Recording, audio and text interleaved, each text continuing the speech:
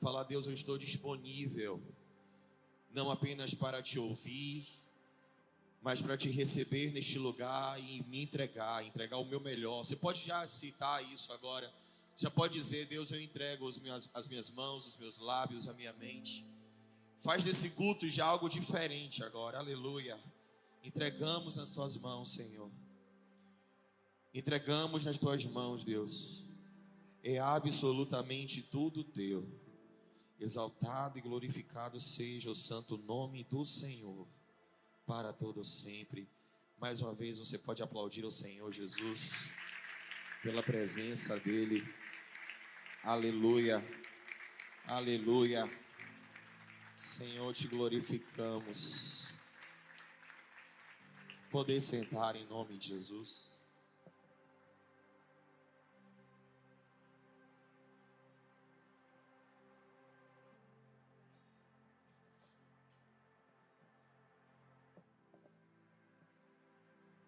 Livro de Ezequiel, capítulo de número 47.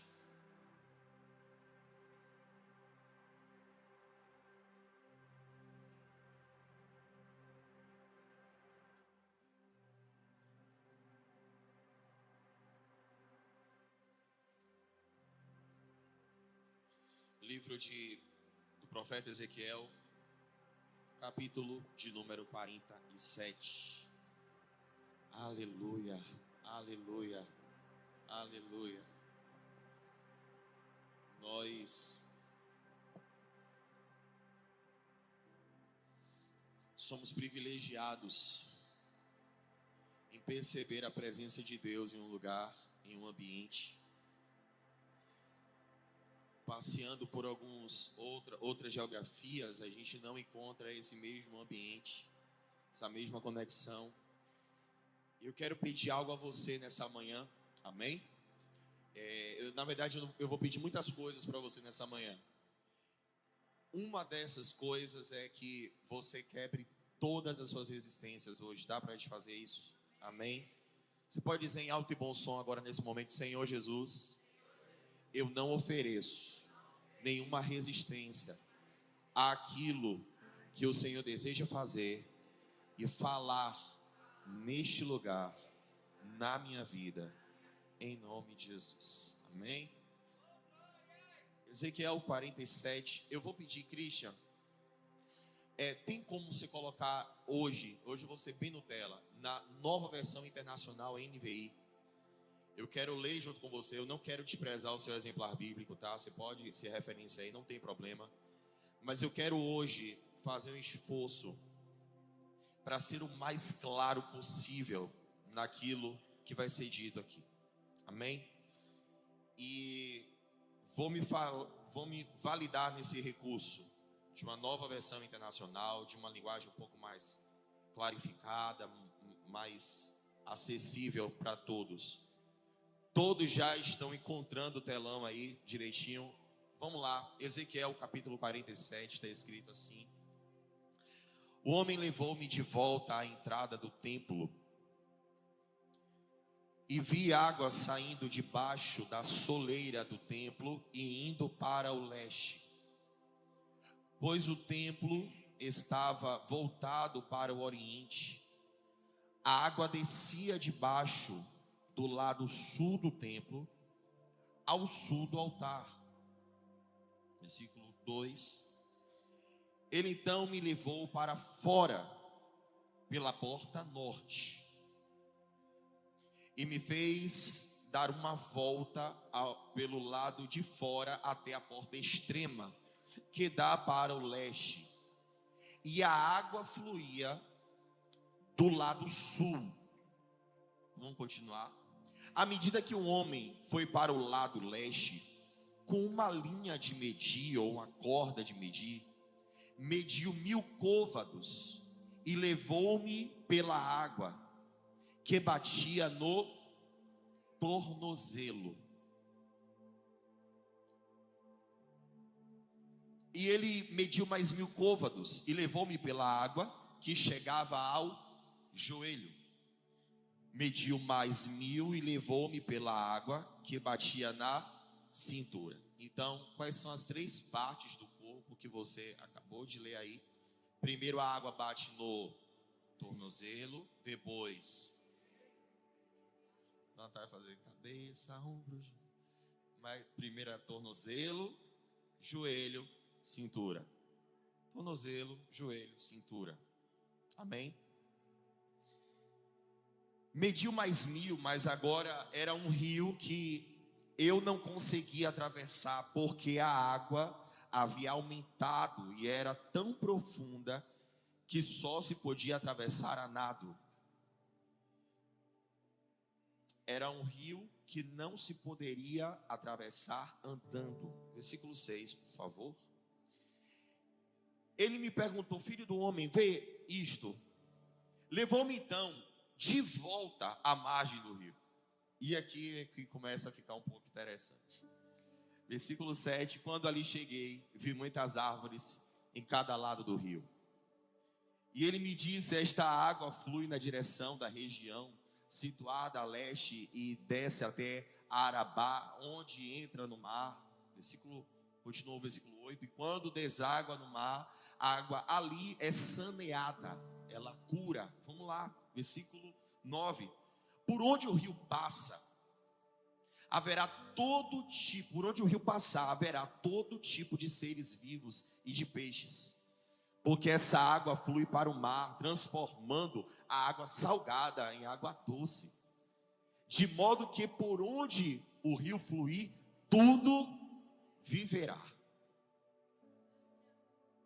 Pescadores estão ao longo do litoral, desde En-Gedi até em Eglaim. Haverá locais próprios para estender as redes, e os peixes serão muito numerosos e de muitos tipos, como os grandes peixes do mar grande. Versículo 11 é o último versículo que a gente lê. Mas os charcos e os pântanos não ficarão saneados, serão debaixos para prover o sal. O versículo 12 também é válido, pode colocar, não tem problema não. As árvores frutíferas de toda espécie crescerão em ambas as margens do rio, as suas folhas não murcharão e os seus frutos não cairão. Versículo 12. Todo mês produzirão, porque a água que vem do santuário chega às eias. Os seus frutos servirão de comida e as suas folhas de remédio. Amém? Você pode fechar os seus olhos novamente. Eu quero pedir agora a sua mão direita, a sua mão esquerda, estendida aqui na direção do altar. Eu quero que você ore pela minha vida mesmo. Estou te pedindo oração. Mais uma coisa que estou te pedindo, das milhares de coisas que vou te pedir. E eu quero pedir para você nesse momento orar pela minha vida. Você pode fazer isso? Fala com Deus aí. Deus, usa esse rapaz, usa esse pastor, usa essa pessoa que está falando agora. Que ele seja instrumento do Senhor para a minha vida. Que ele não tenha medo de falar. Que ele não se esqueça do que ele tem que falar. Que tudo que fluir deste altar, que de alguma maneira cure, sare, produza, floresça, frutifique, flua. Deus, eu me coloco debaixo da intercessão dessas pessoas agora. E me submeto à intercessão, à oração deste povo, e eu te peço uma vez mais, me usa como torneira neste lugar. Como torneira que se preze, eu me conecto à fonte que é o Senhor. Eu te peço, meu Pai, que a água flua, matando sede, lavando aqueles que precisam ser lavados. O nosso coração, Deus, precisa ser terra fértil, porque a tua palavra é a poderosa semente. Produza frutos em nós, em nossos comportamentos, decisões, pensamentos. Que possamos frutificar em 30, 60 e 100 por um, para a glória e louvor de Deus Pai. E quem crê que concorda comigo diz: amém. Existe um rio. Há um rio. A Bíblia, o Salmo 46, versículo 5, descreve esse rio como um rio que tem correntes. E essas correntes, elas produzem alegria, em um lugar que a própria Bíblia chama de cidade de Deus, ou santuário das moradas do Altíssimo. Esse rio, ele não é mais um conhecimento exclusivo nosso. Esse rio, ele traz resultados. A Bíblia diz que esse rio, por onde ele passa, tudo que de alguma maneira estava morrendo, recebe vida. A Bíblia cita esse rio por diversas vezes em pontos, em lugares diferentes, em contextos diferentes, até em nível comparativo. Quando a Bíblia diz, por exemplo, no Salmo de número 1, ela diz que o justo, ele será como uma planta, uma árvore plantada junto a ribeiros de águas, que dá o seu fruto na estação própria. Esses ribeiros de água que fazem com que o justo seja como uma árvore frutífera, esses ribeiros são o rio do Senhor. Esse rio, ele é citado também Jeremias, ele fala que o homem que confia no homem, faz dele o seu braço forte, ele vai ser como arbusto que vai secar. É como se ele tivesse plantado no deserto. Mas o que confia no Senhor, aquele que tem a sua esperança no Senhor, a Bíblia diz que ele é como uma árvore plantada junto a ribeiros de água. Ele não tem medo do calor. Independente da estação, ele está frutificando, ele está florescendo. A Bíblia diz que esse rio, ele provoca, não apenas cura, mas ele faz outros seres curarem. Ele não apenas cura por onde ele passa, mas você leu comigo, a planta por esse rio, a árvore que é regada por esse rio, produz frutos que alimentam e folhas que servem de remédio. Existe um rio, e o rio tem benefícios. No rio, a gente esquece a dor. No rio, parece que não há uma intimidação dos problemas da terra, porque esse rio flui de um lugar onde não tem, o problema da terra não afeta esse lugar. Existe esse rio, e ele está acontecendo. Só que Deus, antes de apresentar o rio para o profeta, ele não permite com que o profeta, bispo Bruno, pastora Ângela, pastora Gabriele, pastor Isaac, Deus não permite que o profeta veja, presbítero Messias, os benefícios do rio, sem antes apresentar ao profeta os processos decorrentes do e no rio. Não dá para eu acessar o benefício do rio sem antes não apenas acessar o rio e permitir que esse rio me acesse. É uma narrativa, gente, sendo muito sincero, é uma narrativa que parece, na lógica humana, ela está ao contrário. Porque primeiro o profeta deveria ser apresentado aos benefícios do rio, e depois ele era inserido. Por exemplo, quando alguém vai vender algo para uma pessoa, você não faz a pessoa comprar para depois dizer para ela os benefícios. Primeiro ela conhece os benefícios e depois ela compra, ela se submete ao processo. É o efeito sinalagmático da relação de compra e venda, né? Você perde alguma coisa, ganha. Quem compra perde o dinheiro e ganha o produto. Quem vende perde o produto e ganha o dinheiro. Mas Deus não faz isso. Deus faz o profeta primeiro comprar pagar um preço, se submeter a um processo e depois apresenta os benefícios ao profeta. E como é que é o processo do rio? A Bíblia diz que é curioso que ele passa etapas e depois ele volta tudo para mostrar o benefício. É mais ou menos, eu não sei onde eu estou entrando. A única coisa que eu tenho é confiar em Deus. Não tenho a certeza logo de cara que esse processo onde eu estou entrando, eu vou ter benefício. Eu não tenho uma assertividade. Eu primeiro preciso entrar no rio. E Deus faz com que o profeta entre no rio. E o profeta, quando entra no rio, o primeiro ponto é que a água bate no tornozelo. Deus então mede mais 1000 côvados e faz o profeta ir mais além. E quando o profeta vai mais além, a água passa a bater no joelho. E aí Deus faz o profeta ir mais além. E aí a água passa a ir para a cintura. E Deus faz o profeta ir mais além. Aí já não pode mais andar, tem que ser a nado.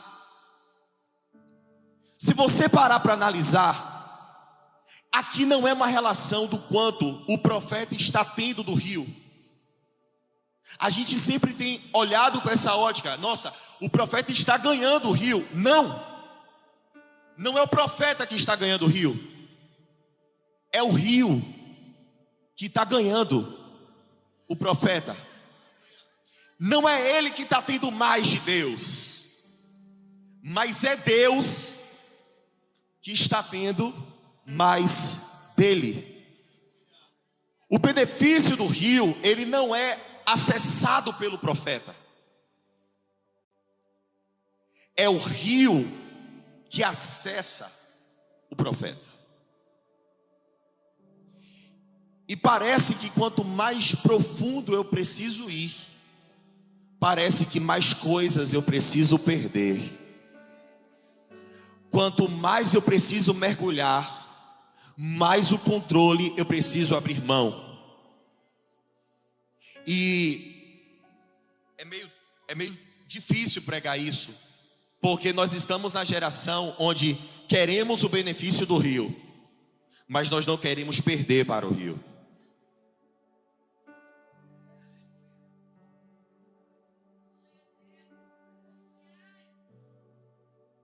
Não importa o quanto o rio esteja disposto a curar,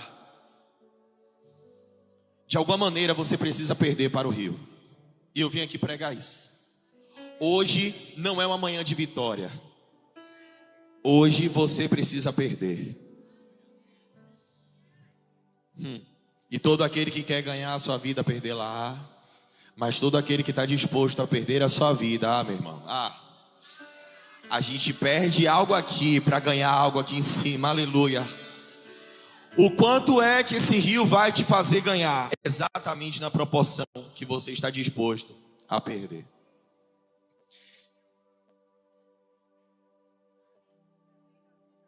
Aí a gente tem as campanhas de acesso ao rio. 7 semanas e sua família é curada. 7 semanas e seu casamento é restaurado. 12 semanas e você tem uma restauração financeira. E aí você tem pontos onde você acessa o benefício do rio. E você toca ali no benefício do rio. E qual é o problema da gente? Nós somos uma geração, estamos nos tornando a geração que corremos o risco de morrer de sede com os pés molhados. Porque molhamos o pé, isso é molhar o pé. O acesso ao mero benefício colateral do rio é molhar o pé. Está molhando o pé. O pé está molhado, mas você não está hidratado. O pé está molhado, mas a sede não está saciada.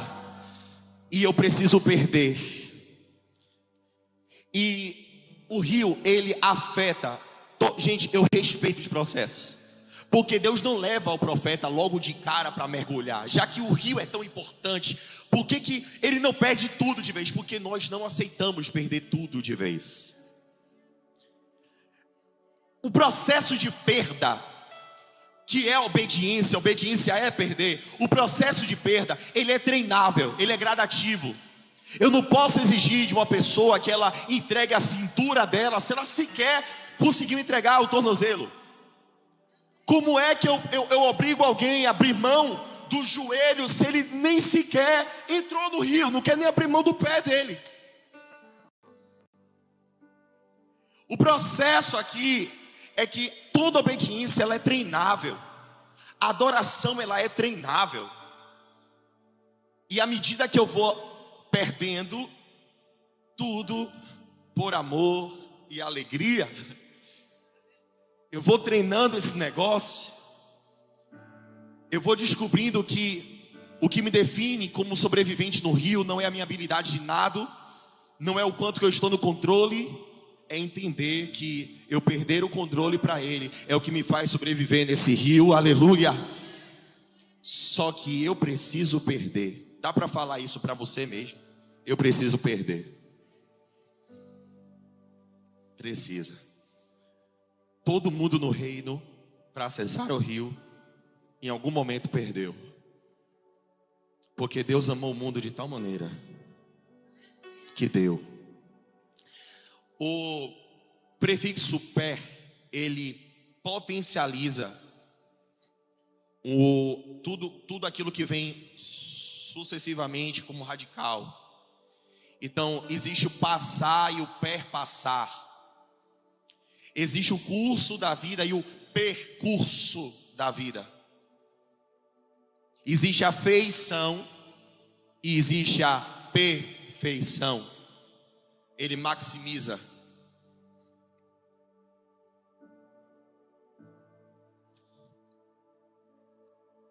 Eu quero, claro que a palavra perder, ela na sua construção etimológica na língua portuguesa, ela já é uma palavra concluída. Mas o der aqui não vem apenas de doar, mas do ceder. E o perceder, na verdade, o perder seria o perceder com a suprimação do ser. Você tem uma perfeição no doar. O perder é alguém que não apenas deu, mas ele super deu. Entendeu? Alguém entendeu? Existem 3 áreas que esse rio toca. O rio toca no tornozelo, o rio toca no joelho e o rio toca na... Dá para repetir aí quais são as 3 áreas do 3? 1, 2, 3. Mais uma vez.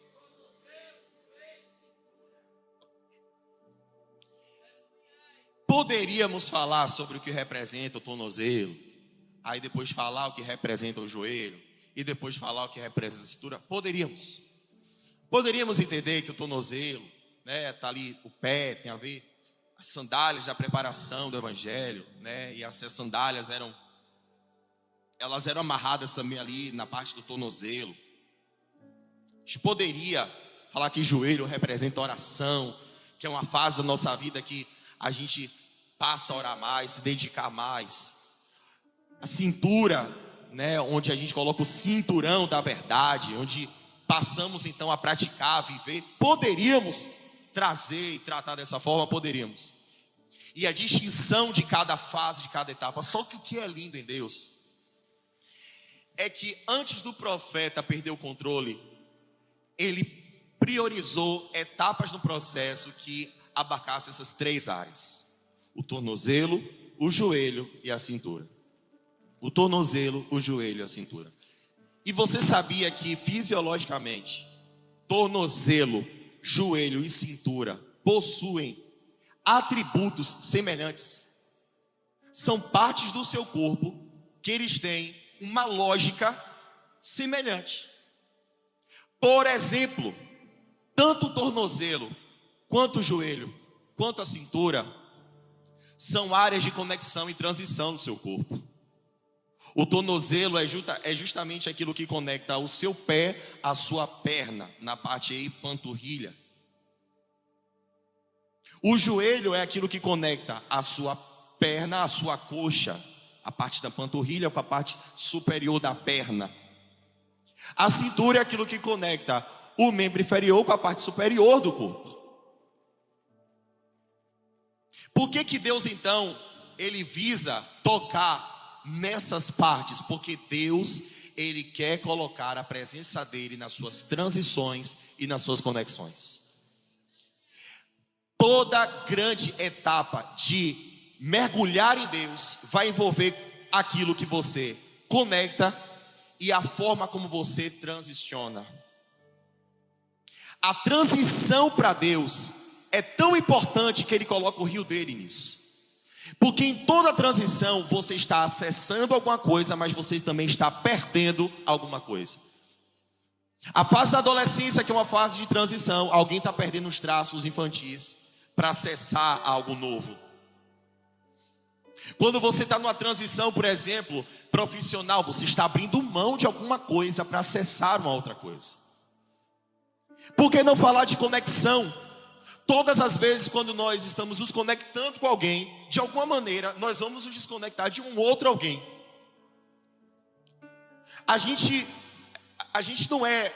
Nós não somos seres hiperconectivos. Você pode ter milhões de pessoas nos seus seguidores no Instagram. Com quem você se conecta, de alguma maneira você vai abrir mão. Porque escolher também é perder. Eu fiz questão de anotar aqui alguns pontos em comum. Tanto o tornozelo, quanto o joelho, quanto a cintura, são áreas do seu corpo. Preste muita atenção nisso que eu vou te dizer, por favor. Tornozelo, joelho e cintura são áreas do seu corpo que são diretamente prejudicadas quando você tem uma sobrecarga. Todas as vezes quando você exagera em carregar alguma coisa, você vai estar prejudicando uma ou pelo menos uma ou até 3 dessas 3 áreas. O tornozelo, ele não aceita que você carregue algo acima daquilo que é a sua capacidade para carregar. O joelho não aceita que você carregue algo que esteja acima da sua capacidade para carregar.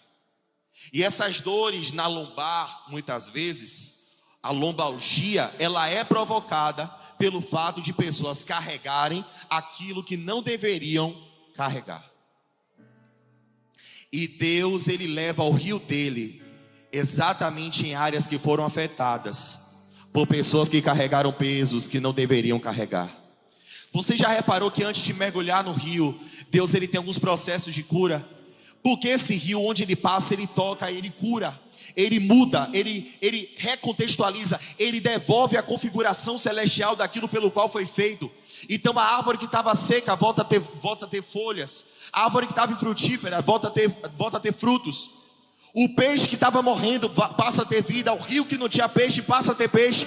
Por que então que Deus escolhe tocar no seu tornozelo, no seu joelho, na sua cintura? Porque Deus está dizendo, tem muita coisa que você carregou ao longo dessa vida, que a minha presença está tocando para curar nesse momento. Antes de fazer mergulhar, eu vou te curar, aleluia. Tem gente que carregou peso demais e afetou o tornozelo, e a sua caminhada não é mais a mesma. E o tornozelo, ele não é o responsável só para nos manter em pé. A nossa velocidade depende do tornozelo. Tem gente que, se prejudicar com o tornozelo, consegue até ficar um pouco em pé, assim, faz um esforço e fica em pé. Mas essa pessoa, ela não vai ter velocidade na vida. Ela não consegue correr. E aí vem o rio de Deus, cura o tornozelo para te dar velocidade. Só que ele te dá velocidade, mas você precisa dessa velocidade para ele. Tem gente que quer molhar o pé no rio e correr a sua própria marcha. Vai torar o tornozelo de novo. Tem gente que... O que é o joelho, pastor? O joelho é exatamente aquilo que te dá aquela força. O joelho, sim. Ali, sem o joelho, você não consegue ficar de pé. Então, a pessoa que perde o tornozelo perde a velocidade. A pessoa que perde o joelho, ela perde a capacidade de ficar em pé.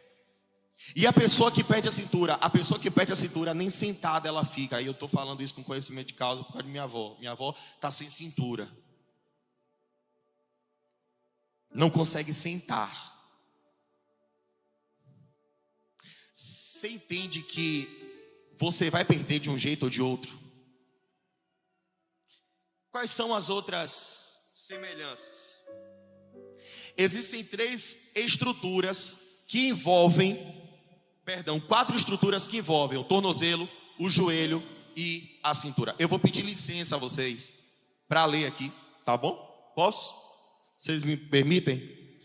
Tanto o tornozelo, quanto o joelho, quanto a cintura, eles são estruturados por ligamentos, tendões, músculos e cartilagens. O ligamento é o que estabiliza a articulação. O tendão é o que conecta músculo com ossos.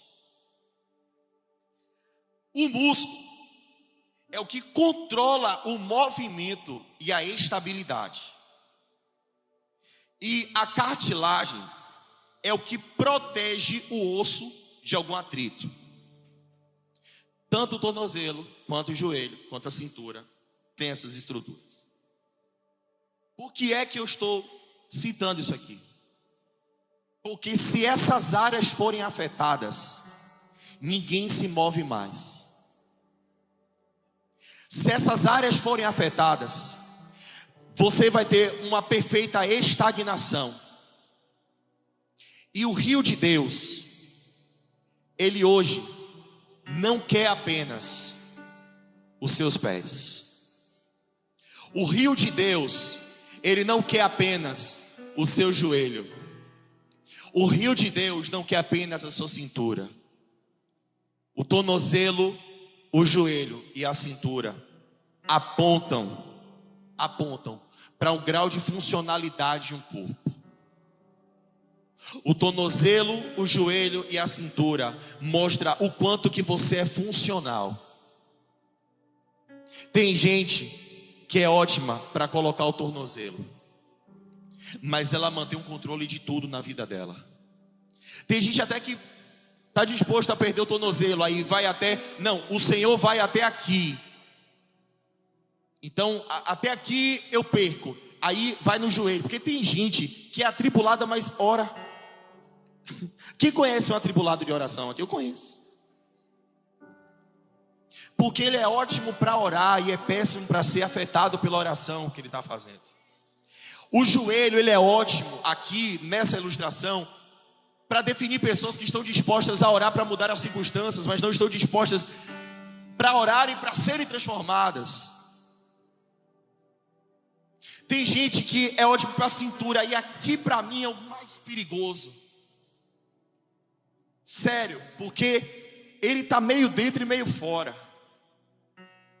Ele é um misto de manhã de adoração com tardezinha, com Tiaguinho, sabe? Ele é um ser híbrido. Ele pega álcool, gasolina, ele é flex, ele é elétrico, ele é combustão. E essa perturbação, essa bagunça vai confundindo as coisas. E sabe o que é que Deus precisa fazer muitas vezes? Deus, ele mede, e ele vai te levar para um lugar onde você está disposto a perder. Mas eu preciso te dizer algo: Deus tem um secreto para todo mundo aqui. E Deus chama: vamos para o quarto, vamos para o quarto, vamos para o quarto. Vamos perder. E a gente não quer perder. A gente não quer ceder. A gente não quer abrir mão. E aí, quando o quarto não é capaz de te atrair, Deus tem alguns outros secretos. Fala com Deus assim: Deus, me livre dos secretos alternativos. Pede com mais força agora: Deus, me livre dos secretos alternativos. Deus tem um secreto principal, mas toda vez quando você não quer ir para esse secreto principal, Deus tem os secretos alternativos. Quais são, pastor, os secretos alternativos de Deus? A barriga do peixe é um secreto alternativo de Deus. A cova do leão é um secreto alternativo de Deus.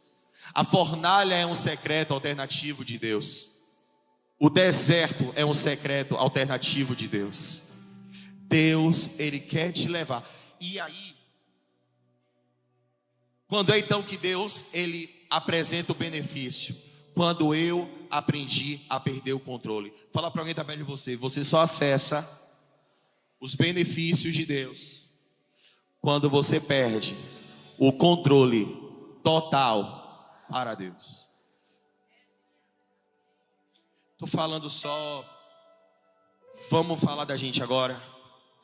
Não dá para clamar por curas. Não dá para clamar por um avivamento se eu ainda quero fazer do meu jeito. Não dá para eu pedir restauração do lado de fora se eu não posso ser restaurado no lado de dentro. Não dá para eu querer tanto a dracma que eu perdi do lado de fora se eu estou incapaz de acender a luz, varrer a casa e procurar diligentemente. Não dá, sendo muito sincero, não dá para eu ter os benefícios da casa do Pai sem ter a presença do Pai.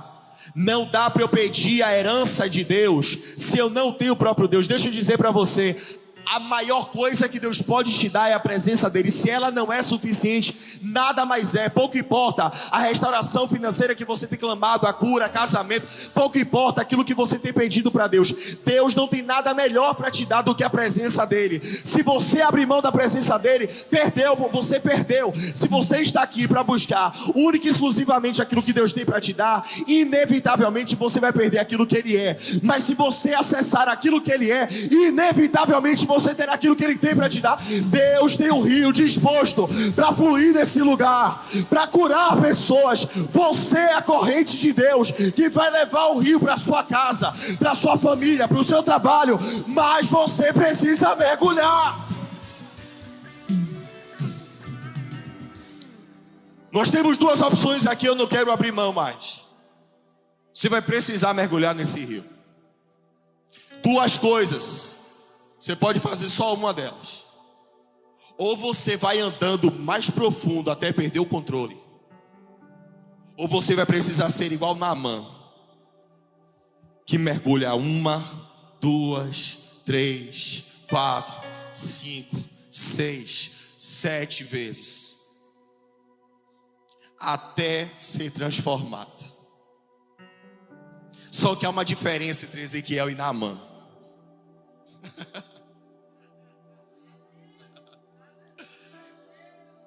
É que Naamã, ele tem um rio no lado de fora, é curado e vai embora.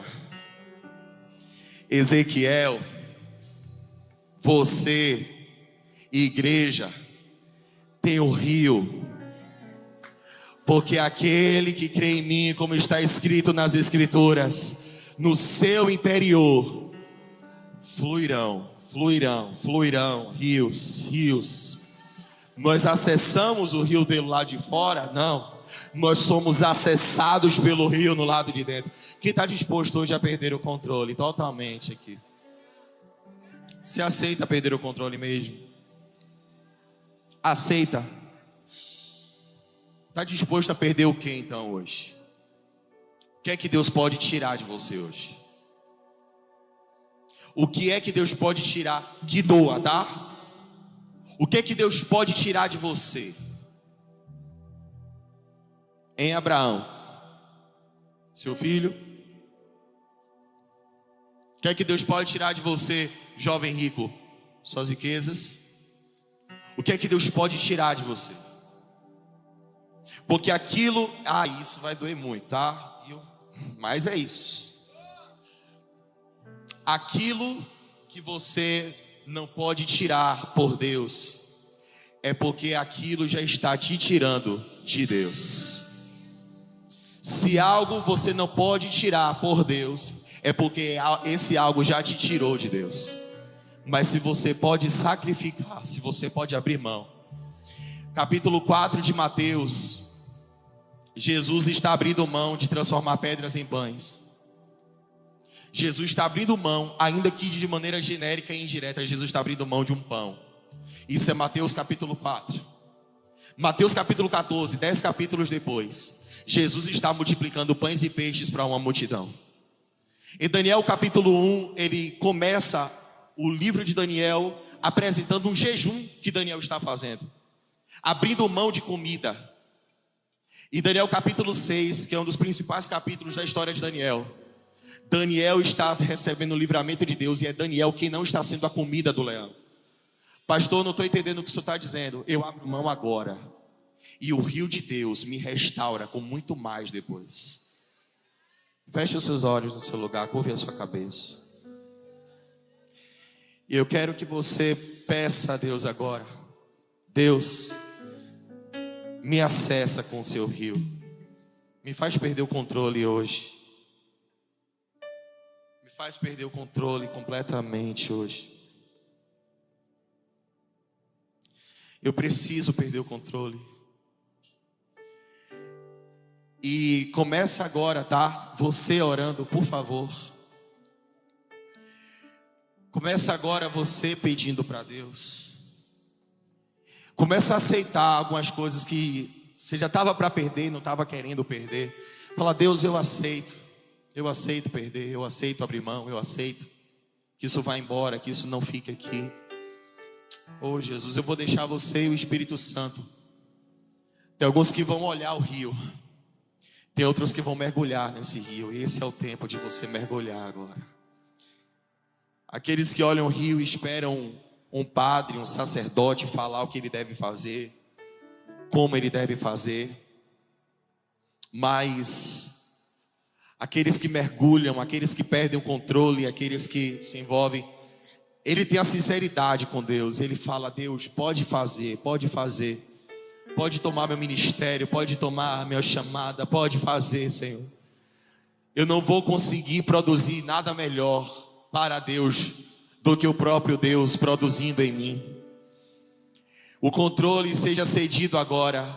Pastor, o médico disse que só Deus agora, graças a Deus por isso. O advogado disse, o bispo Bruno contou aqui testemunho de: olha, não está mais no meu controle, eu fiz o que pude, mas você tem oração para fazer. O controle não está na mão do advogado, o controle não está na mão do médico, graças a Deus por isso. Perca o controle agora, porque na arca não tem leme, na arca não tem um condutor, na arca quem conduz é Deus. E permita agora Deus conduzir você. Você perdeu o controle desse casamento, graças a Deus por isso. Você perdeu o controle do dinheiro, graças a Deus por isso. Você perdeu o controle da vida financeira, graças a Deus por isso. Esse câncer você não controla, graças a Deus por isso. As relações você não controla, graças a Deus por isso. Fui traído, graças a Deus por isso. Você não controla mais, mas aceita perder agora em nome de Jesus. Oh Espírito Santo de Deus, Espírito Santo de Deus, vem. Eu preciso tanto do Senhor, eu dependo de Ti, Jesus.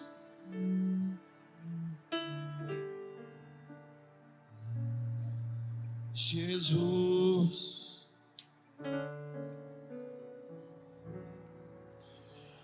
oh Espírito Santo, faz-me morrer para as coisas deste mundo. Faz-me esquecer das coisas que me afastam de você. Teu nome é como um unguento derramado em minhas feridas, que me cura, que restaura a alegria.